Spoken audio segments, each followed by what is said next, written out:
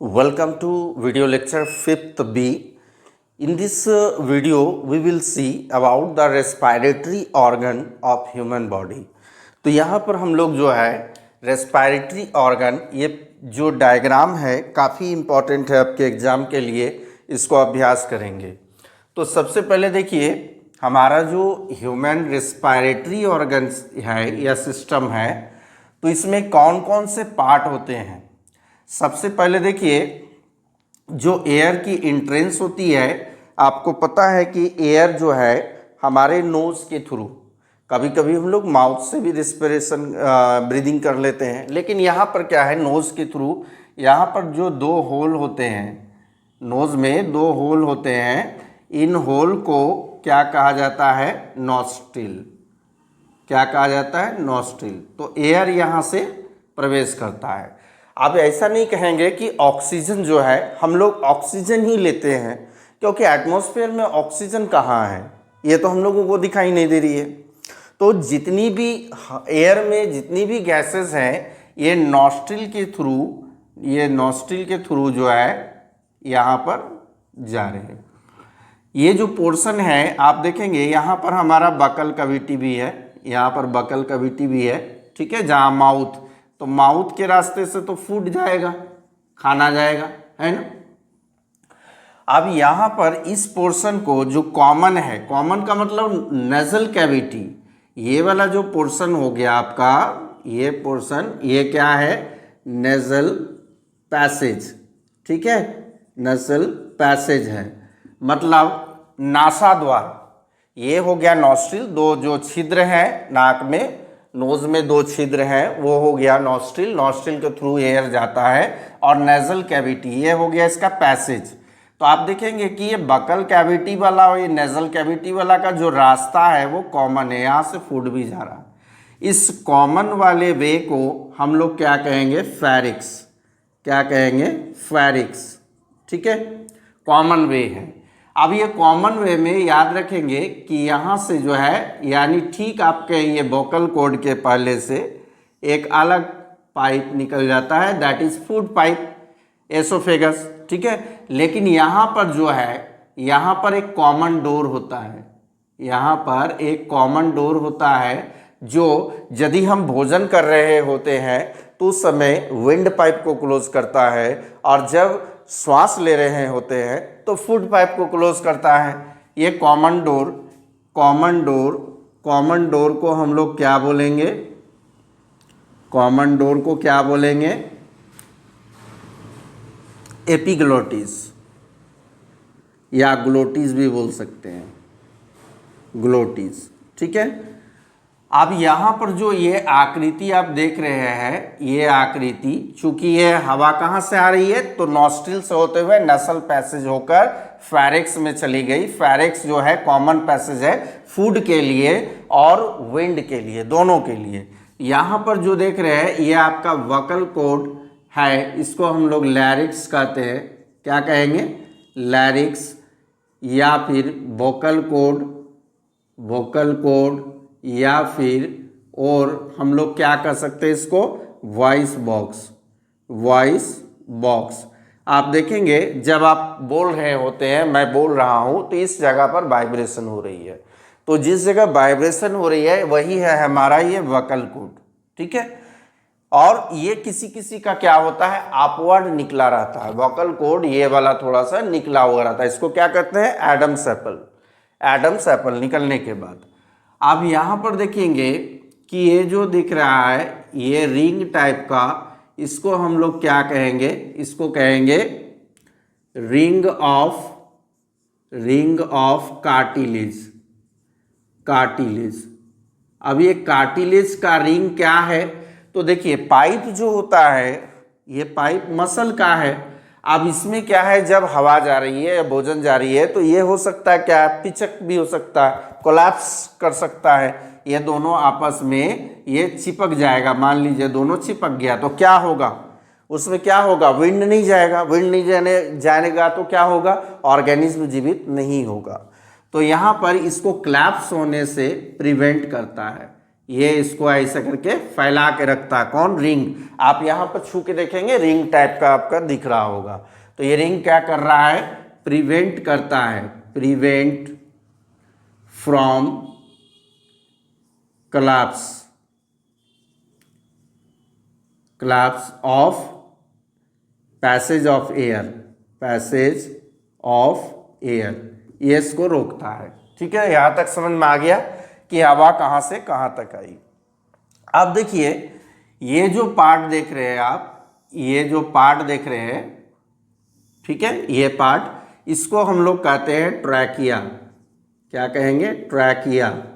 Trachea मतलब क्या हो गया? Wind pipe. अगर ट्रैकिया भूल जाते हैं तो विंड पाइप लिखेंगे, विंड पाइप। अब ये विंड पाइप जो है, ट्रैकिया जो है, आगे दो ट्रैक में बढ़ जाता है, दो रास्ते में बढ़ जा रहा है ये।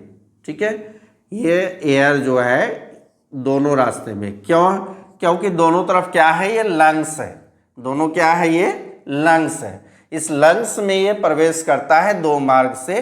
तो इन दोनों मार्गों को हम लोग क्या कहेंगे? यहाँ पर देखिए ये जो मार्ग है, ये जो मार्ग है, इसको हम लोग कहेंगे ब्रोंकाई। क्या कहेंगे? ब्रोंकाई। ठीक है, जो दो पार्ट में बटा, ये ट्रैकिया दो पार्ट में बटा, ये पार्ट वाला इधर गया, ये इधर गया, दिख रहा है। तो इसको हम लोग क्या कहेंगे? ब्रोंकाई। अब ब्रोंकाई में धीरे धीरे क्या होता है? ब्रांच लाइक स्ट्रक्चर निकलता है, माने वो उसमें भी छोटे छोटे पाइप निकल आते हैं।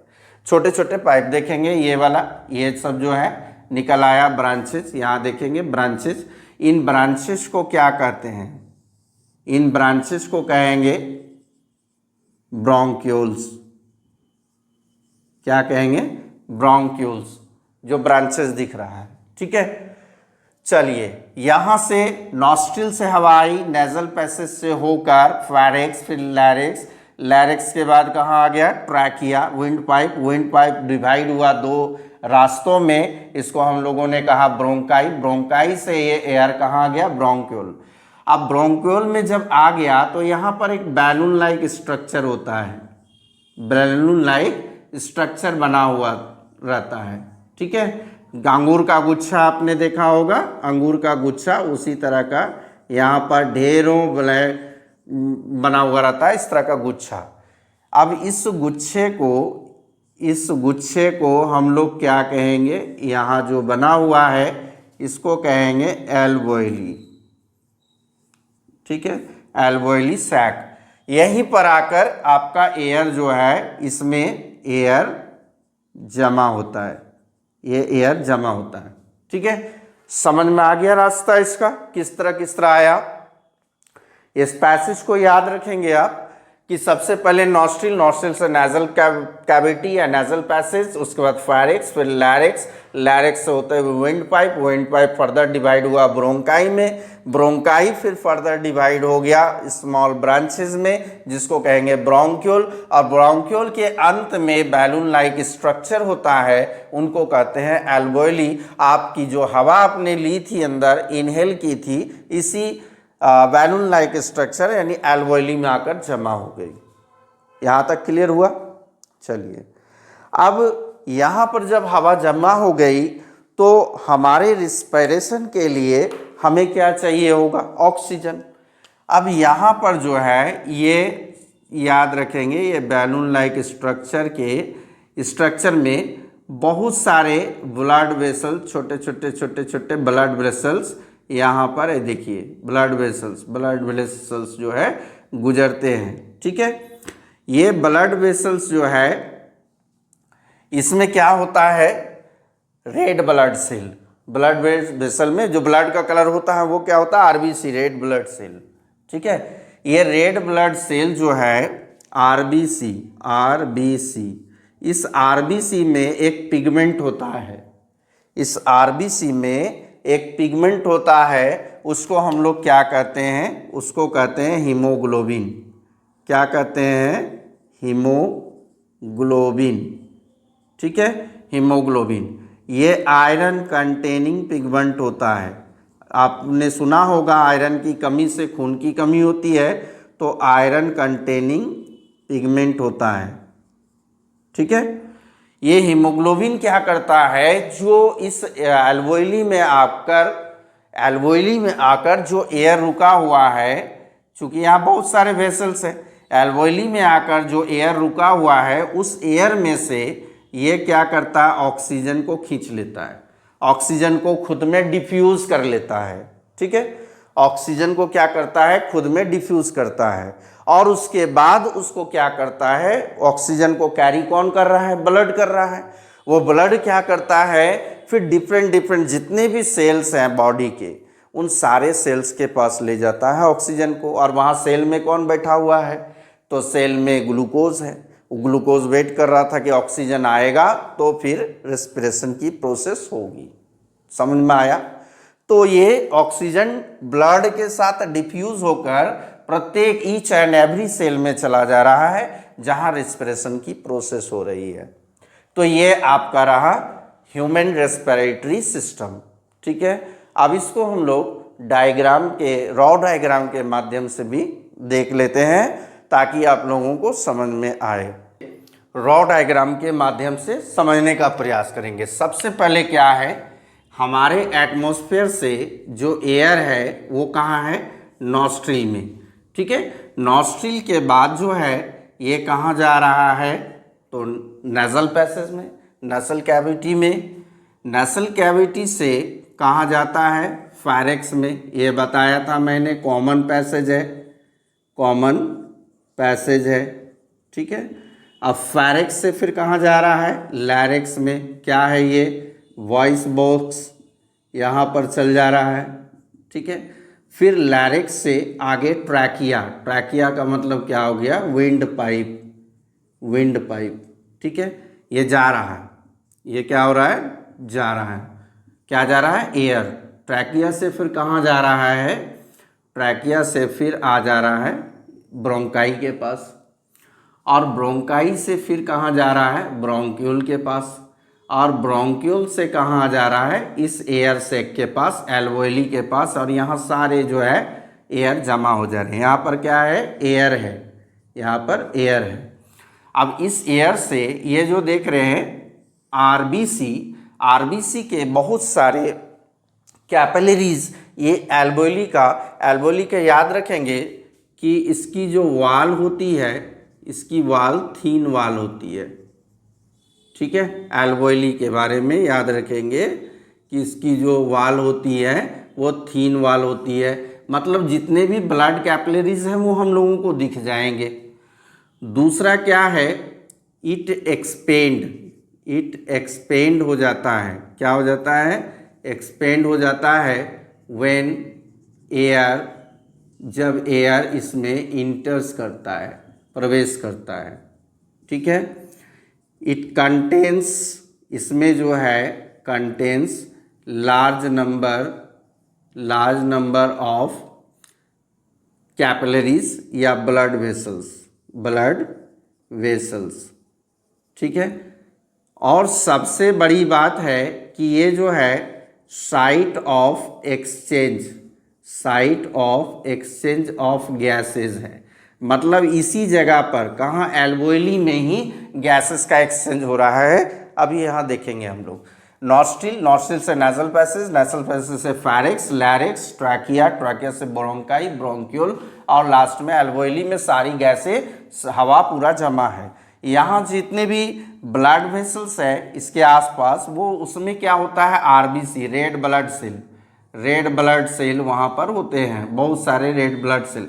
और इसका कलर रेड क्यों होता है, due to presence of haemoglobin. Haemoglobin क्या है, हीमोग्लोबिन क्या है, प्लास्टिड है, लवक है ना। तो ये हीमोग्लोबिन जो है इसको क्या करता है, ऑक्सीजन को ब्लड में डिफ्यूज कर लेता है। इस ऑक्सीजन को क्या कर ले रहा है, डिफ्यूज कर लेता है, डिफ्यूज। अब ये ऑक्सीजन कहाँ चला जा रहा है, सेल में कौन है, सेल में ग्लूकोज है, ये ग्लूकोज टूटेगा, ब्रेक होगा, ये ब्रेक होगा तो ब्रेक होने से क्या बनेगा, CO2। यहाँ से क्या निकला, CO2। देखिए, अगर हम लोग देखेंगे ब्लड की बात करेंगे तो सबसे ज़्यादा जो डिफ्यूज़न होती है वो किसकी होती है, कार्बन मोनोऑक्साइड की। उसके बाद ऑक्सीजन की और उसके बाद कार्बन डाइऑक्साइड की। सबसे ज़्यादा कार्बन मोनोऑक्साइड गैस जो एक पॉइजनस गैस है वो ब्लड में डिफ्यूज़ हो जाती है। कभी कभी कमरे की दरवाजे और खिड़कियों को बंद करके यदि चूल्हे को रखा जाता है तो वहाँ कार्बन मोनोऑक्साइड पूरा भर जाने से लोगों में क्या होता है, एक हलचल पैदा होती है, यानी लोगों के ब्लड में ये जब गैस चली जाती है तो उससे यहाँ तक हो सकती है कि मृत्यु तक हो जाएगी, बेहोशी आएगी, बेहोशी के बाद मृत्यु हो सकती है, क्योंकि यह क्विक डिफ्यूज़ हो जाता है हमारे ब्लड में। उसके बाद डिफ्यूज़न की प्रक्रिया जो होती है ऑक्सीजन की और एट लास्ट कार्बन डाइऑक्साइड की। तो कार्बन डाइऑक्साइड क्या करता है, ब्लड में मौजूद प्लाज्मा में डिफ्यूज़ हो जाता है। इस प्लाज्मा में डिफ्यूज़ होके और फिर इस एल्वेओली में चला जाता है। ठीक है, प्लाज्मा में डिफ्यूज़ होकर ब्लड के साथ उस एल्वेओली में चला जाता हुआ ना, यहाँ से ऑक्सीजन आया CO2 गया, ऑक्सीजन आया CO2, तो site of exchange of gases क्या है, एल्वेओली, याद रखेंगे। अब इस एल्वेओली से जिस प्रकार आया था उसी मार्ग से वापस जाएगा। देखिए, एल्वेओली से जाएगा ब्रोंक्यूल में, ब्रोंक्यूल से जाएगा ब्रोंकाई में, ब्रोंकाई से जाएगा कहाँ, ट्रैकिया में, ट्रैकिया से लैरिक्स में, लैरिक्स से फेरिक्स में, फेरिक्स से नेजल पैसेज में, और नेजल पैसेज से नॉस्ट्रिल, और नॉस्ट्रिल से फिर ये एयर जो है बाहर आ जाएगा। एयर ही आएगा, CO2 एयर के साथ मिलकर आएगा। तो ये हो गया हमारा रॉ डायग्राम के थ्रू हमने रेस्पिरेटरी सिस्टम को, ह्यूमन रेस्पिरेटरी सिस्टम को समझने का प्रयास किया। ठीक है, तो नेक्स्ट स्लाइड में हम लोग कुछ और डिफरेंसेस देख लेते हैं। जैसे वहाँ पर एक चीज़ याद रखेंगे, जब हमने ह्यूमन रेस्पिरेटरी सिस्टम को दिखाया तो लंग्स के नीचे क्या होता है, डायफ्राम होता है, और डायफ्राम का शेप जो होता है ये डोम शेप होता है। डायफ्राम का शेप जो होता है वो डोम शेप होता है, डायफ्राम, डायफ्राम। ठीक है, ये कैसा होता है, डोम शेप होता है, डोम शेप डायफ्राम, ये डोम शेप होता है। तो इस चीज़ का क्या काम होता है, ये हमें इनहेलेशन एक्सहेलेशन में मदद करता है। देखिए ये क्या होता है, डोम शेप।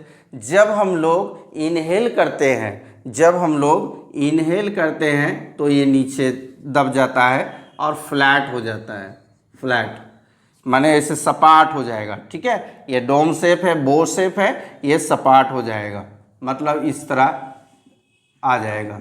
जब एक्सेलेशन करेंगे, जब एयर बाहर निकल जाएगी, फिर से ये डोम शेप में आ जाएगा, डोम शेप में आ जाएगा। कब, एक्सेलेशन में, याद रखेंगे, ये एक्सेलेशन में होगा और ये इनहेलेशन में होगा।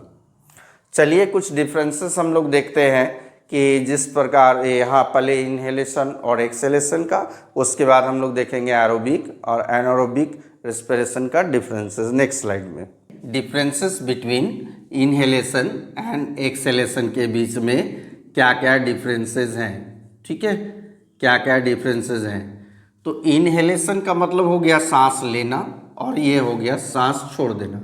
ठीक है, इसका मतलब हो गया, दोनों में डिफरेंस क्या है, to take in air, air को अंदर ले लेना, टू एग्जिट एयर। दूसरा क्या है, रिब्स जो है, ये पसलियाँ जो है, इन पसलियों की बात हो रही है। तो ribs goes upward and outward. आप देखिए, इनहेल कीजिए, ये रिब्स क्या हुआ, अपवर्ड और आउटवर्ड। ठीक है, ऊपर की ओर आया और आउटवर्ड निकला। कब, इनहेलेशन में रिब्स क्या हो रहा है, अपवर्ड हो रहा है और आउटवर्ड हो रहा है। मतलब अपवर्ड माने ऊपर आ जाना, आउटवर्ड माने बाहर निकलना। डायफ्राम की बात करेंगे तो डायफ्राम की जो मसल्स है वो कंट्रैक्ट होती है, सिकुड़ती है। डायफ्राम जो है सिकुड़ती है, मतलब इस और हम लोग ऐसे डायफ्राम बनाएंगे, देखेंगे ऐसे डायफ्राम बनाते हैं हम लोग। तो ये क्या होती है, सिकुड़ती है और नीचे आ जाती है। ये जो है नीचे आ जाती है, सिकुड़ के फ्लैट हो जाती है, इस तरह करके फ्लैट हो जाएगी। ठीक है, उसके बाद है air enters through the nose, air nose से आता है। अब यहाँ पर देखिए, यहाँ पर बोला है कि रिब्स जो है, आप देखिए इनहेल किया तो रिब्स क्या हुआ, अपवर्ड आया और आउटवर्ड निकला, अपवर्ड आया आउटवर्ड निकला। अब एक्सेल कर दीजिए।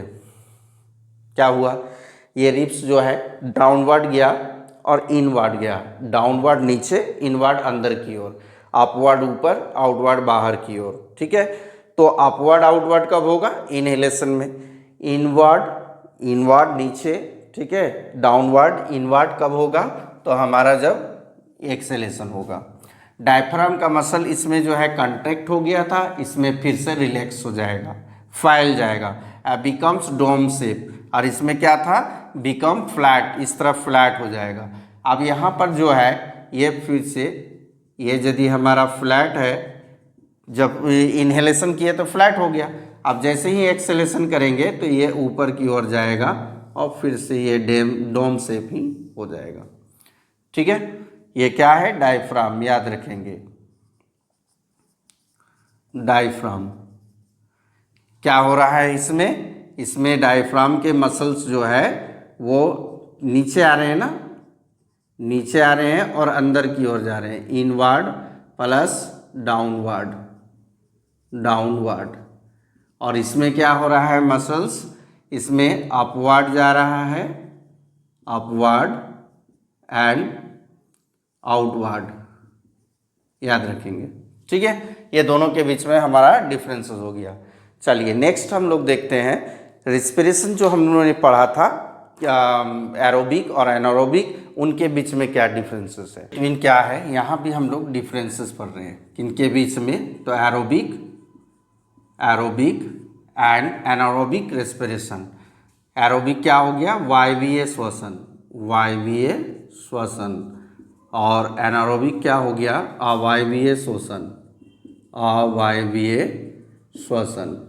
इन दोनों में क्या डिफरेंस है, देखिए, जैसा कि नाम से, वायवीय श्वसन, aerobic respiration, it take place in the presence of O2, मतलब O2 चाहिए, ये जो है नेसेसरी है, O2 जो है इसके लिए नेसेसरी है। वहीं एनारोबिक रेस्पिरेशन में O2 नेसेसरी नहीं। देखिए, it takes place in the absence of O2, ये अगर नॉट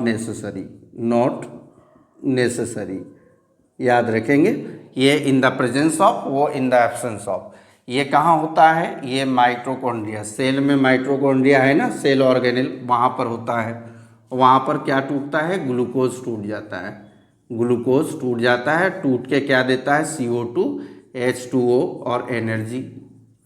और ये जो है साइटोप्लाज्म में ही टूट जाता है, ग्लूकोज कहाँ टूट जाता है, साइटोप्लाज्म में, और ये टूटकर अल्कोहल या लैक्टिक एसिड देता है। देखिए, इंड प्रोडक्ट क्या है इसमें, एरोबिक रेस्पिरेशन में, एरोबिक रेस्पिरेशन में इंड प्रोडक्ट है कार्बन डाइऑक्साइड और वाटर, वहीं पर एनारोबिक रेस्पिरेशन में इंड प्रोडक्ट है आपके अल्कोहल एंड लैक्टिक एसिड। ठीक है, फोर्थ नंबर क्या है कि एरोबिक रेस्पिरेशन चूंकि ऑक्सीजन के प्रेजेंस में हो रहा है, इसलिए more amount of energy release होगा। एनारोबिक रेस्पिरेशन जो कि ऑक्सीजन के एब्सेंस में हो रहा है, तो less amount of energy release होगा।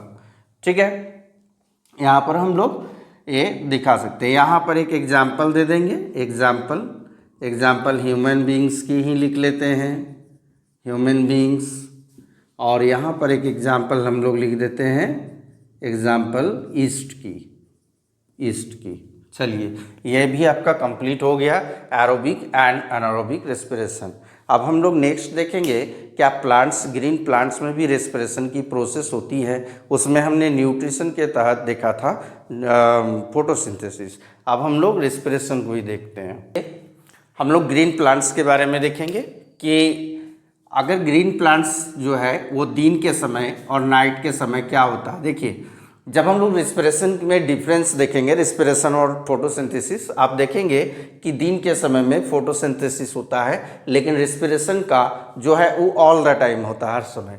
यहाँ दिन की बात हो रही है तो क्या होगा, सनलाइट तो मौजूद होगा। यहाँ पर जो है ये क्या होते हैं, ये छोटे छोटे टाइनी पोर्स होते हैं, इनका नाम क्या है, स्टोमेटा। क्या नाम है, स्टोमेटा, टाइनी पोर्स। और यहाँ पर जो है आपके ग्रीन पिगमेंट्स होते हैं, ग्रीन पिगमेंट्स, ये क्या करते हैं, ये सनलाइट को ऑब्जर्व कर लेते हैं। ठीक है, दिन के समय में सनलाइट को ग्रीन पिगमेंट ऑब्जर्व कर लेते हैं, इनको कहते हैं हम लोग क्लोरोफिल। क्या कहेंगे? क्लोरोफिल। ठीक है। अब स्टोमेटा, एक्सचेंज ऑफ गैसेस जो होती है प्लांट में, ये स्टोमेटा के थ्रू हुई होती है। तो स्टोमेटा में क्या होता है? Exchange of gas, exchange of gases. अब एक्सचेंज ऑफ गैसेस दिन में क्या हो रहा है देखिएगा। दिन में सबसे पहले ये स्टोमेटा में क्या हुआ? ऑक्सीजन गया और इस स्टोमेटा से CO2 बाहर आया। क्या हुआ? ये ऑक्सीजन अंदर गया, CO2 बाहर आया, and that is called respiration. Plant में क्या हुआ? रेस्पिरेशन। यानी रेस्पिरेशन किसी में भी होता हो तो वहाँ पर ऑक्सीजन अंदर जाएगा, ऑक्सीजन एब्जॉर्ब होगा, CO2 एग्जिट होगा। अब दिन के समय में क्या करता है? यही प्लांट जो है इस दिन के समय में जो CO2 इसने छोड़ा है उसी CO2 को पुनः वह कंज्यूम कर लेता है, पुनः वह कंज्यूम कर लेता है। ये CO2 को कंज्यूम किया और CO2 को कंज्यूम करके O2 निकाल देता है। ठीक है। यहाँ पर CO2 कंज्यूम किया, O2 निकाला, तो इस प्रोसेस को हम लोग कहेंगे फोटोसिंथेसिस, फोटोसिंथेसिस। और ये जो है ये आपका डे के टाइम में ही होगा, डे टाइम में, जिस समय सनलाइट होगा, और ये जो होगा वो ऑल टाइम में होगा।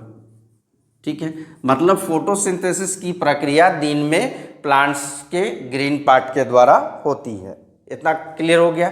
एक्सचेंज ऑफ गैसेस, यानी जो गैसेस की एक्सचेंज हो रही है वो हो रहा है कहाँ से? स्टोमेटा। तो stomata is the site of exchange of gases. अब यही रात में बात कर लीजिए, नाइट में, इस समय क्या होता है? सनलाइट नहीं होता है। स्टोमेटा क्या अब भी कोई काम करेगा? स्टोमेटा बिल्कुल करेगा। रात के समय में क्या करेगा? ये O2 को लेगा, रात के समय में O2 को लेगा और CO2 को छोड़ेगा। मतलब यहाँ पर रात में क्या हो रही है? रेस्पिरेशन हो रही है, रेस्पिरेशन हो रही है, याद रखेंगे।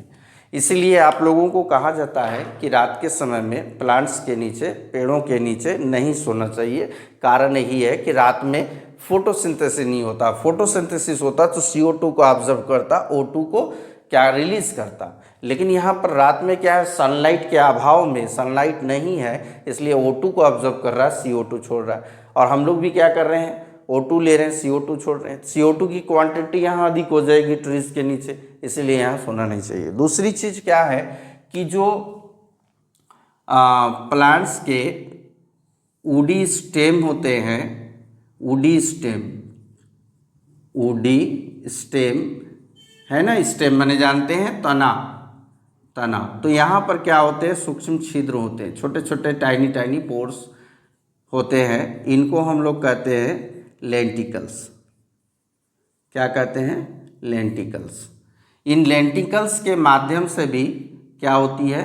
O2 जाती है और CO2 बाहर आती है। प्लांट्स में एक स्टोमेटा के थ्रू, दूसरा लेंटिकल्स के थ्रू रिस्पिरेशन की प्रोसेस होती है। कब हो रही है? रात में कौन सी प्रोसेस हो रही है? रिस्पिरेशन की प्रोसेस हो रही है। और दिन के समय में दोनों हो रही है, रिस्पिरेशन भी हो रही है, रेस्पिरेशन भी हो रही है और फोटोसिंथेसिस भी हो रही है। इस चीज़ को याद रखेंगे। ठीक है। चलिए नेक्स्ट स्लाइड में हम लोग देखते हैं कि फोटोसिंथेसिस। अब देखिए रिस्पिरेशन हमने देखा कि हमारे human beings and other animals में क्या होता है? वहाँ पर लंग्स होते हैं। ठीक है। क्या फीसेस की अगर बात करेंगे तो फीसेस की अगर देखते हैं हम लोग तो देखिए फीसेस जितने भी हैं, है ना, वो गिल्स की मदद से, गिल्स की मदद से, यानी गिल्स जानते हैं क्या होता है? जैसे मान लीजिए कोई फिश है ना, कोई फिश है तो यहाँ पर उसका देखेंगे आप गिल्स होता है, यहाँ पर क्या होता है? गिल्स होता है। अब जब ये फिश क्या करता है? जब ये फिश अपने माउथ को खोलता है, अपने माउथ को खोलता है तो इसमें से वाटर अंदर जाता है। उस समय इसकी जो कवर होती है फिश फ्लैप, ठीक है, फ्लैप जो होती है गिल्स की, वो बंद होती है जब ये पानी अंदर जाता है। चूँकि जितने भी एक्वेटिक एनिमल्स है वो तो पानी में घुले हुए ऑक्सीजन का प्रयोग करेगा, तो ये H2 जब इसके माउथ में जाती है तो माउथ क्या होता है, माउथ खुला होता है, माउथ खुला होता है, और ये जो फ्लैप है ये बंद होता है। जैसे ही इसमें पानी गया तो ये क्या करता है, इस वाटर से O2 को ऑब्जर्व कर लेता है, इसका गिल्स जो है O2 को ऑब्जर्व कर लेता है और बाकी पानी को फिर बाहर निकाल देता है। तो जब पानी इधर से बाहर निकलता है तो इधर का गिल्स फ्लैप खुल जाता है, माउथ बंद। याद रखेंगे, जब माउथ खुला होगा तो गिल्स का फ्लैप बंद होगा, जब माउथ बंद होगा तो गिल्स का फ्लैप खुला होगा। तो जब ये पानी को अंदर लेगा तो माउथ खुलेगा, ये गिल्स का फ्लैप ढक्कन जो है बंद होगा। ठीक है, जैसे ही पानी अंदर गया तो इसमें से वो ऑक्सीजन को छान लेगा और छान के पानी को बाहर निकालते समय माउथ को बंद कर लेगा और फ्लैप को खोल देगा। तो चलिए, फिशेज में क्या होता है, गिल्स होता है। वहीं अगर अर्थवर्म की बात की जाए, अर्थवर्म जोंक, तो वो जो है अपने स्किन से वो सांस लेते हैं। अगर हम लोग कुछ इंसेक्ट्स की बात करेंगे, इंसेक्ट्स की, तो उनमें क्या पाया जाता है, ट्रैकिया। क्या पाया जाता है, ट्रैकिया। ठीक है, और ट्रैकिया के साथ जो है इसमें स्पाइरिकल्स, ट्रैकिया प्लस क्या होता है, स्पाइरिकल्स पाए जाते हैं। फिशेज में गिल्स, अर्थवर्म में स्किन के थ्रू लेगा, और इंसेक्ट सब क्या लेंगे, तो ट्रैकिया के मदद से और स्पाइरिकल्स के मदद से रेस्पायरेशन प्रोसेस को पूरा करेंगे। चलिए, क्लियर हो गया। अब हम लोग देखेंगे रेस्पायरेशन और फोटोसिंथेसिस में क्या डिफरेंस है। डिफरेंसेस रेस्पिरेशन और फोटोसिंथेसिस के बीच में, ये डिफरेंसेस वाले क्वेश्चन अधिकतर पूछे जाते हैं, इसलिए मैं करा रहा हूँ। देखिए, सबसे पहले क्या है, रेस्पिरेशन में अगर हम लोग देखेंगे तो glucose is broken down. Glucose क्या होता है, इसका ऑक्सीडाइज हो जाता है, ग्लूकोज का ऑक्सीडाइज हो जाता है, और ये कार्बन डाइऑक्साइड और वाटर साथ में एनर्जी रिलीज करता है। ठीक है, वहीं पर अगर फोटोसिंथेसिस की बात करेंगे तो वाटर और कार्बन डाइऑक्साइड दोनों कॉम्बाइन होता है और कॉम्बाइन करके ग्लूकोज बनाता है, ग्लूकोज बनाता है। यहाँ ग्लूकोज टूटता है, वहाँ ग्लूकोज बनता है। चलिए, दूसरा कि रिस्पिरेशन जो हम लोग ले रहे हैं, जो रिस्पिरेशन कर रहे हैं, तो O2 क्या करते हैं, कंज्यूम करते हैं और CO2 को रिलीज करते हैं।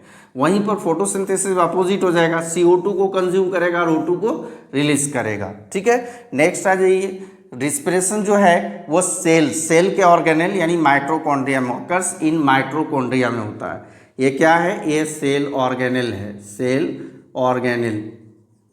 ठीक है, और ये जो है क्लोरोप्लास्ट में होता है। मैंने कहा था कि लीफ में मौजूद जो ग्रीन पिगमेंट दिख रहा है वो क्लोरोप्लास्ट है, और वहाँ पर जो है क्लोरोप्लास्ट में ही पत्तियाँ जो है अपना पौधे अपना भोजन बनाते हैं। फोर्थ, आकर इन ऑल टाइम, मैंने कहा था रिस्पिरेशन दिन हो रात हो हर टाइम हर समय में होता है, बट फोटोसिंथेसिस की बात करेंगे तो फोटो का मतलब क्या होता है, लाइट, ये लाइट के प्रेजेंस में होगा, तो occurs in the presence of sunlight. Next 5 देखेंगे, takes place in both plant and animal. अभी हमने देखा था, ह्यूमन बींग्स में देखा, प्लांट्स में भी देखा कि प्लांट रिस्पिरेशन भी कर रहा है।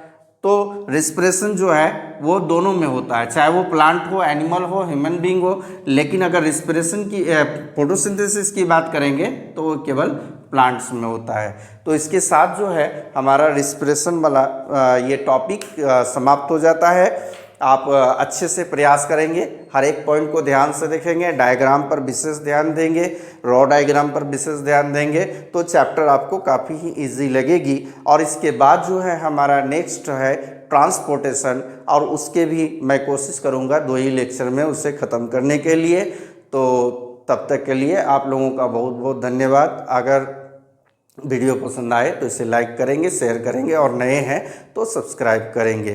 तो wait for next video for transportation.